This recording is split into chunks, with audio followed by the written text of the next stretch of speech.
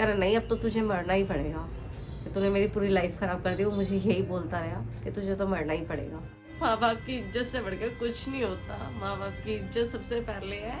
अपने माँ बाप, अपनी फैमिली और सबसे पहले अपने बारे में सोचो। वो जेल में आज नहीं तो कल वो आ ही जाएगा, उसके घर वाले उसे छुड़वा ही लेंगे। पर जिस तकलीफ से मैं गुजर रही हूँ ना, ये सिर्फ मैं ही जानती हूँ रियल में। कहीं जा नहीं सकती, कहीं आ नहीं सकती। शादी ब्याह फंक्शन में सबसे आगे मैं जाती थी, मुझे बुलाते थे लोग। पर आज मैं किसी की शादी ब्याह कुछ अटेंड नहीं करती। आज मैं एक तरफ बैठी रहती हूँ, बस देखती रहती हूँ और कुछ नहीं। आज अगर मेरे बारे में किसी को पता नहीं चलता ना, आज मैं लावारिसों की तरह फूंक दी जाती। क्योंकि मेरे घर वालों को तो ये पता था कि मैं जॉब पे गई हूँ। मैं अपना फेस नहीं दिखा सकती, किसी को कुछ नहीं दिखा सकती। ये देखो कैसी हालत है मेरी, क्या कर दिया मेरा, किसको दिखाऊँ। आज मैं अपना चेहरा छुपा के घूमती हूँ लोगों से। जय माता दी, मैं निशा लांबा और हम लोग करने जा रहे हैं सपना का मेकओवर। और सपना की कहानी सुन के मुझे भी बहुत बुरा लगा था और बहुत ही दिल दहलाने वाली कहानी है। और ये एक सबक है हम सब लड़कियों के लिए। और मुझे अपने आप को लकी फील कर रही हूँ कि मैं सपना का मेकओवर कर रही हूँ, उनके हेयर का मेकओवर कर रही हूँ। शायद इससे एक अटेम्प्ट हो जाएगा, उनकी ज़िंदगी में एक बदलाव हो जाएगा, उनकी ज़िंदगी में एक उम्मीद की किरण आ जाएगी कि वो भी बाहर जाएंगे, लोगों से मिलेंगे और अपना एक्सपोजर कर लेंगे। हमने उनकी प्राइवेसी को प्रायोरिटी लेवल पे रखा है, क्योंकि बीइंग ह्यूमन मुझे नहीं लगता है कि मैं एक लड़की की प्राइवेसी को डिस्टर्ब करूं। सो सपना की कहानी सुन के आपको क्या सीख मिलती है कमेंट में ज़रूर बताइएगा। और ऐसे ही इस वीडियो को थोड़ा सा स्प्रेड कीजिएगा, ताकि हमने ये जो नए साल में एक मेकओवर प्लान कर रहे हैं, हम सोसाइटी को मैं गिव करने का जो हम प्लान कर रहे हैं, इसको मैं सक्सेसफुल कर पाऊँ। और ये केवल संभव आप लोगों के प्यार की वजह से है। इस वीडियो को जितना आप अपने फैमिली ग्रुप्स, अपने फ्रेंड्स ग्रुप्स में शेयर करेंगे, अपनी स्टोरीज में टैग करेंगे, उतना ही मेरे को मोटिवेशन मिलेगा और सपना जैसी और बहनों को भी मोटिवेशन मिलेगा कि ज़िंदगी को हम अपने आप से ब्यूटीफाई कर सकते हैं। और हम आगे भी ऐसी गलती ना करें कि किसी और थर्ड इंसान पे ट्रस्ट करें और अपनी लाइफ को डिस्ट्रॉय करें। सो प्लीज़ कमेंट कीजिए, बेल आइकन को दबा दीजिएगा, चैनल को सब्सक्राइब कर लीजिएगा और वीडियो को शेयर ज़रूर कीजिएगा। Thank you.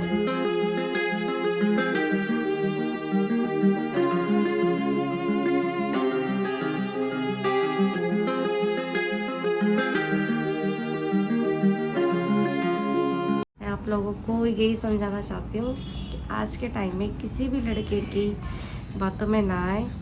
प्लीज़ अपने घर वालों को, अगर आप किसी के साथ रिलेशन में हो भी, तो अपने घर वालों को ये बात बताओ कि हम इससे बात करते हैं, इसके साथ कहीं जा रहे हैं, आ रहे हैं। क्योंकि मैं आपको अपनी लाइफ की कुछ ऐसी कहानी बताने जा रही हूँ। मैं जॉब करती थी करोल बाग में ही, तो वहाँ पे मेरी एक लड़के से मुलाकात हुई, जिसने धीरे धीरे मुझसे दोस्ती करी, मेरा विश्वास जीता। फिर उसने मुझसे एक बार बोला कि भाई मेरी जॉब वगैरह छूट गई है, और मुझसे 2 लाख रुपए ले लिए झूठ बोल के कि भाई मैं तुम्हें दे दूंगा। ऐसे कर करके मुझसे पैसे लेता रहा। मैं अपनी पूरी की पूरी सैलरी उसको पकड़ाती रही। लोगों से मैंने उधार भी ठा के दिया है उसको पैसा, ऐसी बात नहीं है। 2 लाख के आसपास वो मुझसे ले चुका था। फिर उसने मुझसे धीरे धीरे बात करनी बंद कर दी। उसने 3 लाख की डिमांड करी थी मुझसे कि मुझे अपना कुछ काम वाम खोलना है, मेरी जॉब नहीं लग रही। तो उसने धीरे धीरे मुझसे बात करनी बंद कर दी। फिर मैंने उसकी कंप्लेंट करी। मैंने कहा देखो अगर आप मुझसे बात नहीं करोगे तो मैं आपकी कंप्लेंट कर दूँगी। मैंने उसको एक बार डराया, तो उसने कहा कुछ जो तेरे से करा जा रहा है कर ले। तो मैंने ऐसे ही जाके थाने में उसकी कंप्लेंट कर दी। फिर वहाँ से पुलिस वालों ने बुला के उसको करोल बाग में उसकी पिटाई वगैरह लगा दी, और उसको मतलब समझा बुझा के कि भाई तुम मैरिड कर लो, लड़की अच्छी है, और कौन मतलब आज के टाइम में ऐसी लड़की मिलेगी जो तुम्हें भाई तुम्हारा पूरा खर्चा उठा रही है ये सब, और तुम फिर इसके साथ फ्रॉड कर रहे हो, अच्छी बात नहीं है। पुलिस वालों ने समझा बुझा के भेज दिया। उसने लिख के भी दिया भाई मैं शादी करूँगा। फिर उसने बाद में क्या किया, 20 तारीख को मुझे मिलने के लिए बुलाता है। 20 तारीख को मुझे मिलने के लिए बुलाया और मुझे ले गया घुमाने के लिए। पर घुमाया तो नहीं, उसने मुझे वहाँ जंगलों में ले जाके मेरे साथ मार पिटाई की और मुझे वहाँ जंगलों में मार के फेंक दिया। मतलब वो मेरी किस्मत थी जो मैं बच गई थी, या मेरे कुछ कर्म समझ लो या कुछ भी समझ लो, जो मैं बच गई। ये तो इसने मेरे साथ बहुत ही घटिया काम किया था। तो बस मैं आप लोगों से यही कहना चाहती हूँ कि किसी भी लड़के की बात में ना आए। अपने घर वालों को, अगर आप किसी को लाइक करते हो तो अपने घर वालों को क्लियर खुल के बात करें। ये मेरी गलती थी, मैंने उस पर विश्वास करा और अपने घर वालों से ये बात छुपाई। मैंने सोचा जब वो शादी के लिए क्लियर बोलेगा मुझे, मैं जब भी अपने घर वालों से बोलूँगी। यही मेरी गलती थी, मैंने अपने घर वालों से नहीं बोला कुछ भी। पर आज वो मेरी इसी भाग दौड़ की वजह से मैंने दोबारा से कंप्लेंट वगैरह करी उसकी। आज वो जेल में बंद है, आज उसको 8 महीने हो गए बंद है वो। तो आप समझ ही सकते हो सोसाइटी कैसे देखती है। आज मैं कहीं जॉब नहीं कर सकती, कुछ नहीं कर सकती, लोग अलग तरीके से हो जाता, सबका नज़रिया चेंज हो जाता है बात करने का, देखने का। तो बस मैं क्या बोलूँ, जॉब नहीं कर पा रही, बड़ी परेशान हूँ, जिसमें कि मेरे घर की जिम्मेदारी मेरे ऊपर थी। मुझे, मेरे पापा तो है नहीं, मम्मी है सिर्फ। बस मम्मी ने क्या बोलेंगे, मम्मी भी, गलती तो मेरी थी कि मैंने इन लोगों से बात ओपन नहीं करी और उस लड़के पे आँख मीच के विश्वास करती चली गई। जैसा वो कहता चला गया, उसी को समझ लो भगवान समझ लिया। तो उस टाइम के यही भगवान है जो ये बोल रहा है, सही बोल रहा है। उस टाइम मैंने अपने घर वालों की नहीं सुनी, घर वालों को मैंने बताया ही नहीं था। यही मेरी सबसे बड़ी गलती थी। काश घर वालों की सुन लेते तो आज मेरे साथ ये सब हादसा होता ही नहीं। अकेले ही मारा उसने मुझे। मैंने उसके आगे हाथ मिनती भी जोड़े कि मुझे मत मारो, मुझे मेरे घर छोड़ दो, आपको पैसे नहीं देने, मत दो प्लीज़, पर मुझे मारो मत। उसने कहा नहीं, अब तो तू मरेगी, कोई नहीं, तेरे घर वाले अपने आप संभल जाएंगे, सब संभल जाते हैं। उसके ये वर्ड थे। और उसने मेरा दुपट्टे से गला वाला घोटा, मेरे पूरे गले पे निशान थे, मेरे सर पे निशान थे, और मुझे वहाँ छोड़ के फेंक के ये आ गया था। उसके बाद वहाँ के लोगों ने मुझे देखा, वहाँ पुलिस कंप्लेंट हुई। जब जाके मुझे होश में लाया गया, दूसरे दिन मुझसे पूछा कि भाई तुम कैसे यहाँ कैसे आई हो, कौन हो तुम। मैंने फिर बताया कि भाई मैं संदीप नाम के लड़के के साथ आई थी, और वो थैंक गॉड कि मुझे इसका नंबर याद था, जिसमें कि मैं अपना खुद का मोबाइल नंबर भूल गई थी, पर मुझे इसका नंबर याद था और इसका नाम याद था। मैंने बताया फिर पुलिस वालों को, भाई ये ऐसे से मुझे लेके आया था बहाने से, धोखे से, और इसने मुझे ऐसे मारा। मैं यही कहना चाहूँगी सबसे कि भाई आज के टाइम में किसी भी लड़के में विश्वास ना ही करो तो ज़्यादा अच्छा है, क्योंकि ये प्यार व्यार सब दिखावा, ये सब 4 दिन का है। मैंने देख लिया आज के टाइम में सिर्फ पैसा पैसा पैसा हो गया दुनिया में। मैं तो यही कहूँगी कि अपने ऊपर वो करो बस। आज देखो निशा मैम ने कितना कुछ झेला है, पर आज निशा मैम अपने पैरों पे खड़ी है। वो मेरे लिए एक मिसाइल है, समझ लो निशा मैम। और जब मैं संदीप के साथ जा रही थी तो उसने एक जंगल में अपनी बाइक रोकी। बाइक रोकने के बाद मैंने पूछा, मैंने क्या कर रहे हो, मैंने कहा अंधेरा हो रहा है, यहाँ पे जंगल है। तो कह रहा अभी 2 मिनट, मुझे वॉशरूम जाना है, वॉशरूम जाके फिर चलते हैं। मैंने कहा अच्छा। फिर उसने ना इधर देखा ना उधर देखा, हेलमेट निकाला और मेरे हेड पे मारना शुरू कर दिया। मैंने कहा मार क्यों रहे हो मुझे। उसने 2-3 बार मुझे मारा। फिर उसने दुपट्टे से मेरा गला भी घोटा, जिससे मेरे दुपट्टे से मेरे गले पे भी पूरे में निशान आ गए थे। मैंने उसको बोला भी मुझे मार क्यों रहे हो, आपको पैसे वैसे नहीं देने, मत दो मुझे, प्लीज़ मारो मत, मेरे घर छोड़ दो। कह रहा नहीं अब तो तुझे मरना ही पड़ेगा, कि तूने मेरी पूरी लाइफ ख़राब कर दी। वो मुझे यही बोलता रहा कि तुझे तो मरना ही पड़ेगा, मैं ना तेरे पैसे दूंगा ना मैं कुछ, ना मुझे तुझसे शादी करनी, जहाँ मेरे घर वाले कराएंगे मैं वहीं शादी करूँगा। उसका ये वर्ड थे। और उसने मुझे, उसके बाद क्या हुआ क्या नहीं मुझे पता नहीं है, मतलब मैं बेहोश हो गई थी, मुझे नहीं पता। उसके बाद लोगों ने मुझे एडमिट वगैरह कराया हॉस्पिटल में। पहले मैं डांस की बहुत शौकीन थी, मैं रोज़ वीडियो बना के डालना, डांस करना, एक बहुत ही मतलब हंसमुख टाइप की लड़की थी। पर आज मेरी लाइफ ऐसी हो गई, एक कोने में पड़ी रहती हूँ, रोती रहती हूँ बस। फेस पे इतने गंदे गंदे निशान बन गए कि कहीं बाहर नहीं जा सकती, मुंह पे कपड़ा ढक के निकलती हूँ, मुंह ढक के निकलती हूँ। बहुत फील होता है, दुख होता है।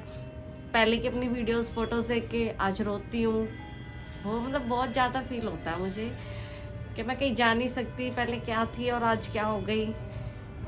जॉब करती थी, इतनी अच्छी तरीके से रहती थी, पूरे घर संभालती थी अपना, आज अपने घर वालों पे डिपेंड हो गई मैं, कुछ नहीं कर पा रही लाइफ में।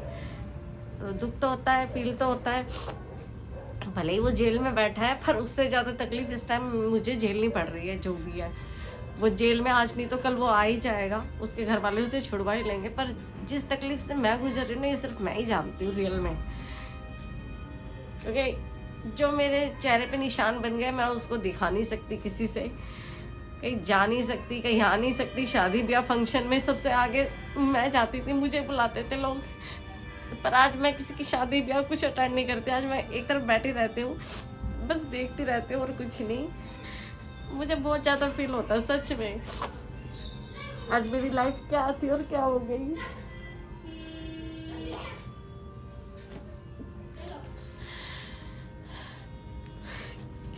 तो बस आप लोगों से यही है कि किसी पे भी इतना आँख मीच के विश्वास मत करो कि बस जिसने जैसा कर दिया चलते हैं। माँ बाप की इज्जत से बढ़कर कुछ नहीं होता। माँ बाप की इज्जत सबसे पहले है। अपने माँ बाप, अपनी फैमिली और सबसे पहले अपने बारे में सोचो। अगर माँ बाप, लड़का अच्छा है माँ बाप से मिलवाओ उसे। अगर वो आपसे शादी करना चाहेगा तो आपके माँ बाप से मिलेगा, खुद शादी करने की बात करेगा, ना कि आपको धोखे से ले जाके कहीं मारेगा। तो प्लीज़ अपने घर वालों से अपनी बातें शेयर करो। घर माँ बाप से नहीं बोल सकते, बहन से, भाभी से, किसी से तो बोलो, पर बोलो। आज अगर मेरे बारे में किसी को पता नहीं चलता ना, आज मैं लावारिसों की तरह फूंक दी जाती, क्योंकि मेरे घर वालों को तो ये पता था कि मैं जॉब पे गई हूँ। किसी को नहीं पता था मेरे साथ क्या हुआ क्या नहीं, ना मैं होश में आती, ना मेरे बारे में किसी को कुछ पता चलता। आज मुझे मरे हुए भी 8-9 महीने हो जाते। ये तो बस कहने को तो बहुत सारी बातें, पर मैं क्या क्या बताऊँ। आज मैं अपना फेस नहीं दिखा सकती, किसी को कुछ नहीं दिखा सकती।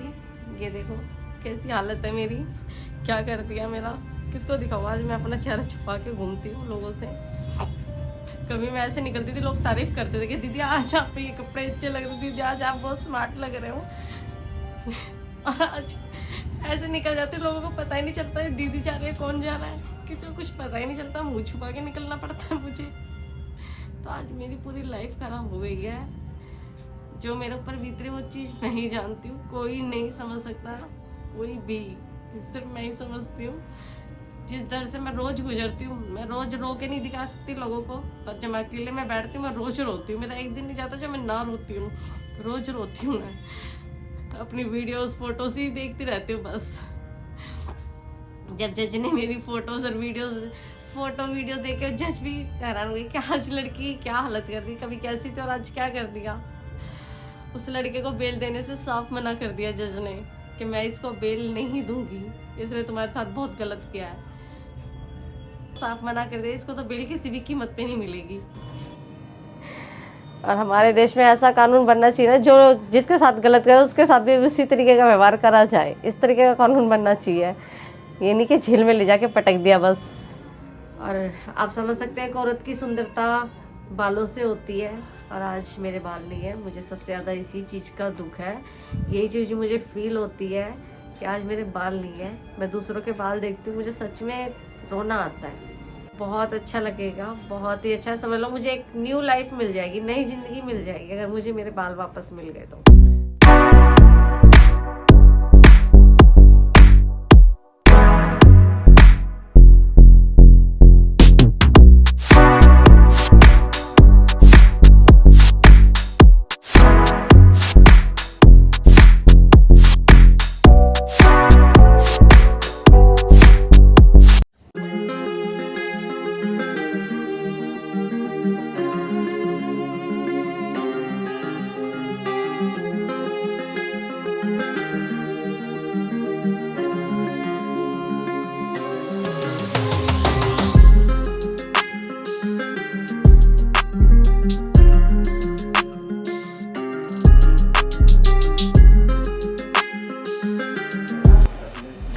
अरे बाबू तुम हेल्थीली बची हुई हो। देखो दुनिया में बहुत बुरा बुरा भी होता है, माता रानी की दुआ है तुम पे, तुम बची हुई हो। अपने पे मत सोचो, नहीं पुराना 2023 भूल जाओ कि जो तुम्हारे साथ हुआ, यू फॉरगेट इट। हो गया हो गया। मैंने बहुत देखी है लेडीज कैसी कैसी होती हैं, कैसे कैसे वो तड़पती रहती हैं। तुम तो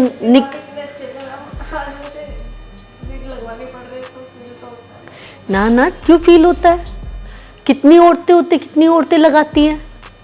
तुम्हारे बाल वापस आ जाएंगे, एलोपेशिया वालों के तो बाल ही नहीं आते, तो क्या वो पूरी उम्र होती रहेंगी? तुम्हारे तो 1 साल के बाद उग जाएंगे, ऐसी भी लेडीज आती है बहन जिनके बाल आईब्रो में भी नहीं है, सर पे भी नहीं है और उम्र भर आएंगे भी नहीं,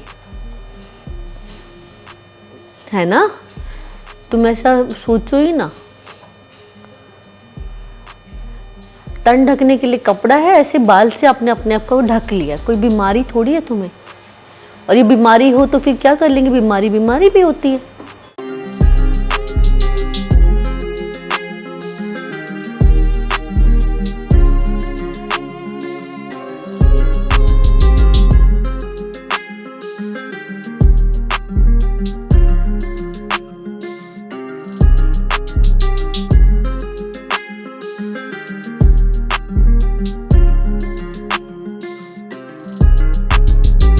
तो वैसे भी आपको कंफर्टेबल लग रहा है अपने बालों में?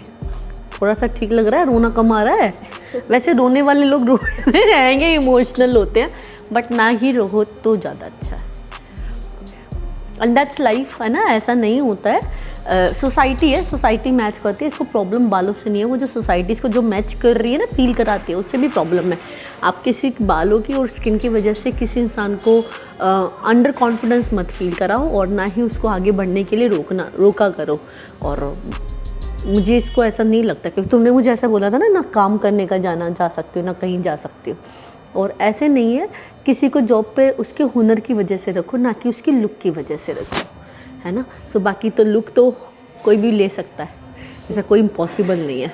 सो ये हमारी बहन है और हमने इसके साथ मेकओवर किया है। सो पीछे से दिखा देते हैं। स्ट्रेट शैम्पू करना है, स्ट्रेट कंडीशनर करना है। 100% ह्यूमन बाल है, कोई भी हमने मिक्सिंग ऑफ हेयर इनके लिए बिल्कुल नहीं हमने प्लान किया है। बस शैम्पू, कंडीशनिंग, स्टाइलिंग इनको करना पड़ेगा। Love you. और इन्होंने अपनी लाइफ स्टोरी आपको बता के आई थिंक मोटिवेट किया है। सो आप प्लीज़ मोटिवेट हों ऐसे, और इनको भी अच्छे अच्छे कमेंट करके मोटिवेट करें, है ना? तुम कमेंट पढ़ लेना लोगों के, देखो कितने अच्छे लोग हैं। मैं दिखाती हूँ मैं आपको, दुनिया में ना बुरे भी होंगे पर अच्छे भी बहुत सारे हैं। अच्छे अच्छे कमेंट करो, और प्लीज़ कोई भी किसी को हायर करे तो उसकी लुक की वजह से हायर ना करे, उसके टैलेंट की वजह से हायर करे, है ना? सब अब जॉब पे जाओगी ना, हाँ, बाहर निकलो और काम करो, ठीक है? नई लाइफ स्टार्ट करते हैं। डन? पक्का? बहुत अच्छा आदमी भी है लाइफ में, और शादी सब कुछ थोड़ी होता है। गर्लफ्रेंड बन जा मेरी। Love you. वीडियो को शेयर करो, कमेंट करो, और इनको मोटिवेट करो, और अपनी फैमिली फ्रेंड्स में शेयर करो। Thank you very much. So this is my beginning of 2024, given back to the society. अब मैं सोसाइटी के लिए कुछ ना कुछ ऐसा वर्कआउट करूँगी ताकि मैं अपनी बहनों की कहीं ना कहीं हेल्प कर सकूँ। तो this is my 2024, I am welcoming my 2024, और मैं इसमें सोसाइटी के लिए कुछ करूँगी। Love you. जय माता दी। विदाउट एनी सेल्फ मोटिव, ठीक है? Of course my work is my priority, मुझे इसको रखना पड़ता है, वो मेरे लिए वैल्यूबल है। वो मेरे बच्चों का लालन पालन नहीं करता। मेरे जैसे 40 और बच्चे हैं हमारे स्टाफ में, उनकी फैमिली का, उनका खुद का भी लालन पालन करता है। वो एक प्रोफेशनलिज्म है। बट मैं डेफिनेटली वर्कआउट करूँगी कि मैं सोसाइटीज़ के लिए कुछ ना कुछ गिव करूँ। सो प्लीज़ इस वीडियो को शेयर कीजिएगा, सपोर्ट कीजिएगा। आप लोगों के शेयर से क्या पता मैं मोटिवेट रहूं और मैं किसी और बहन की और लाइफ चेंज करने के लिए अटेम्प्ट करूं। सो हाय, जय माता दी। अब बात है moral of the story. Moral of the story, हर इंसान का अपना प्रिस्क्रिप्शन होगा ये स्टोरी, इनकी लाइफ स्टोरी सुन के, कि उनको कैसा फील हो रहा होगा, और वो अपने विचार बिल्कुल बेखौफ कमेंट में करेंगे। बिल्कुल सपना के साथ अच्छा नहीं हुआ, मैं एग्री करती हूँ इस चीज़ को। तो इससे हमें मोरल क्या मिला, इनकी लाइफस्टाइल से हमने क्या सीखा? आपने जो सीखा आप कमेंट कीजिएगा। जो मैंने इसकी लाइफस्टाइल से सीखा, जो मुझे इसकी कहानी से पता चला, तो मैं बता रही हूँ विदाउट किसी हर्ट के।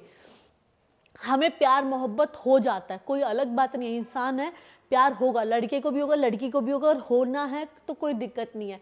दिक्कत यहाँ पे आती है जब आप प्यार करते हो दूसरे, जैसे मानो लड़की ने, सपना ने अपने बॉयफ्रेंड से प्यार किया, बॉयफ्रेंड ने उसका खुल के इस्तेमाल किया, बट जब बात आती है शादी करने की तो वो बैक ऑफ मार देता है। वो कहता है मैं तुमसे शादी नहीं करूँगा। इस पर सपना ने कंप्लेन कर दी और पुलिस से प्रेशर दिया। तो यहाँ पे मैं आप लोगों को बहनों एक बात बताऊँगी, बहुत ही इंपॉर्टेंट बात ये है कि चलो मानो ये तो सपना ने जब पुलिस कंप्लेन की थी, कंप्लेन के बाद उसने उस पे जानलेवा हमला किया। चलो मानो कि ये कहानी ऐसे ना हो कि ये कहानी ऐसे होती कि वो लड़का पुलिस कंप्लेन करने के बाद उससे शादी कर लेता, बट ऐसी शादी का क्या फ़ायदा जहाँ लड़का आपको प्यार ही नहीं करता, वैल्यू ही नहीं करता, और आप शादी कर लेते हैं पुलिस के प्रेशर में या किसी के प्रेशर में, तो आपकी पूरी उम्र ख़राब हो जाती। तो ऐसी शादी का भी कोई फ़ायदा नहीं है। अगर आपको लगता है कि लड़का आपके साथ शादी नहीं करना चाहता है, बिल्कुल उसके साथ शादी मत करो अगर वो एक ही बारी में मना कर दे, क्योंकि वो बाद में शादी के बाद आपकी पूरी लाइफ ख़राब कर देगा। ऐसे इंसान का करोगी क्या? शादी करने के बाद एक शादी का ठप्पा लग गया, फिर बच्चे का ठप्पा लग गया और पूरी उम्र एडजस्टमेंट कर रहे हो। ये अगर 4 महीने का दुख है ना, तो इसको पूरी उम्र 40 साल का दुख में कन्वर्ट मत करो। और दूसरी चीज़ जो सपना ने गलती की कि वो काम करती थी और लड़का उससे पैसे मांगता था और वो उसको पैसे देती थी। ज़िंदगी में एक बात याद करो, मेरे पापा ने ये बात बताई थी और ये मैंने फॉलो की और ये मुझ पे आज भी लागू होती है। Your money is your money and my money is my money. ये रूल फंडा कर लो अपने पति के साथ, अपने बॉयफ्रेंड के साथ, अपने हर इंसान के साथ। अपनी चाय का बिल तुम भरोगी, अपनी कॉफ़ी का बिल तुम भरोगी, बट बॉयफ्रेंड को भी कोई पैसे देने की ज़रूरत नहीं है, पति को भी कोई पैसे देने की ज़रूरत नहीं है। रिश्ता इमोशंस का है, फीलिंग्स का है, पैसे का नहीं है। अगर सपना के पास पैसे होते, उस आदमी के पास पैसे ना होते, ये मैं सच बता रही हूँ आज, तो वो उस पर अटैक करने की हिम्मत भी नहीं करता। अपने आप को फाइनेंशियल स्ट्रॉन्ग करो, ना कि अपने बॉयफ्रेंड को फाइनेंशियल स्ट्रॉन्ग करो। सो कभी भी अगर आपका प्यार आपसे पैसा मांगता है, ऐसे प्यार को पहले ही राम राम करके जय हो जाओ भाई, ना चाहिए प्यार, कुछ नहीं होता प्यार। और जो प्यार होता है वो पैसे नहीं मांगता है, ना ही किसी के पैसे आप लो, ना ही किसी को आप पैसे दो, क्योंकि प्यार में पैसे का खेल नहीं होता। जहाँ पैसे का खेल आ गया वहाँ प्यार नहीं होता। सो सपना की 2 गलती थी, मैं नहीं चाहूँगी कि आप वो 2 गलती आप लोग बहनें करो। एक कि अपने बॉयफ्रेंड या अपने पति को इतना पैसा मत दो कि आप फाइनेंशियली वीक हो जाओ, क्योंकि जिसके पास पैसा होता है उसी के पास पावर रहती है, उसी के पास स्ट्रेंथ रहती है। वो इतना कम से कम, पावर का मतलब ये नहीं होता कि दूसरे को दबाने, पावर का मतलब होता है कि आपको अपने आप को स्ट्रांगली, इंडिपेंडेंटली आप 2 रोटी खा सको, अपने आप को फाइनेंशियली स्टेबल कर सको, ना कि दूसरे की तरफ देखो। सो अपना पैसा किसी को ना दो, और एक बार आदमी शादी के लिए मना कर दे, उस आदमी से जिंदगी भर प्रेशर में आके भी शादी मत करो आप, बिल्कुल नहीं, पूरी उम्र खराब हो जाएगी। ये 2 गलती सपना की थी, बाकी वो आदमी तो गलत था ही था।